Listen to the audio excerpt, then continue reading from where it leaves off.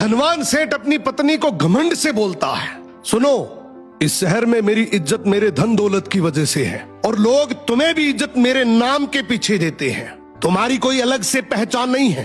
पत्नी बोली, सुनो सेठ जी, घर की लक्ष्मी अगर चाहे तो 1 सेकंड में घर की इज्जत मिट्टी में मिला सकती है और चाहे तो आसमान तक पहुंचा सकती है। आपकी इज्जत मेरे हाथों में है। सेठ हंसकर बोला, तो फिर मौका आने पर दिखा देना। अब शाम को सेठ के घर एक महफिल जमी। मित्र, रिश्तेदार, जान पहचान वाले लोग हंसी ठिठोली कर रहे थे। तभी अचानक सेठ का सबसे छोटा बेटा जोर जोर से रोने लगा। सेठ ऊंची आवाज से बोला, ये बच्चा क्यों रो रहा है? पत्नी बोली, आपका बेटा बार बार खिचड़ी मांग रहा है, जबकि अभी थोड़ी देर पहले इसने भर पेट खाया है। घर में बाकी लोगों का भी तो सोचना है, सब कुछ इसे ही कैसे दे दूं? ये सुनते ही महफिल में सन्नाटा छा गया।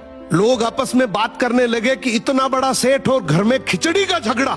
सेठ का चेहरा लाल पड़ गया, उसकी इज्जत वहीं धूल में मिल गई। रात को सेठ अपनी पत्नी के पास गया और बोला, ठीक है, मान गया, आज तुमने मेरी इज्जत सबके सामने गिरा दी, अब इसे वापस लाकर दिखाओ।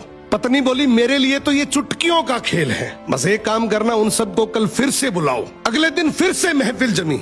हंसी मजाक चल ही रही थी कि बच्चा फिर से रो पड़ा। सेठ बोला, अब क्या हुआ? पत्नी बोली, फिर वही खिचड़ी की जिद। इस बार सेठ मुस्कुराकर बोला, तो फिर खिचड़ी लाकर दो, मैं अपने बेटे को हाथ से खिलाऊंगा और साथ में सभी मेहमानों को भी खिचड़ी परोस दो।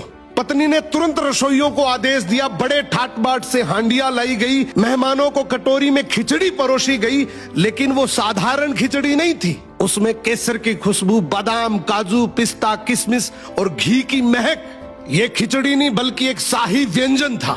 सभी मेहमान एक दूसरे को देखकर सोचने लगे, इनके घर की खिचड़ी ऐसी है तो इनके भोजनों का स्तर कैसा होगा।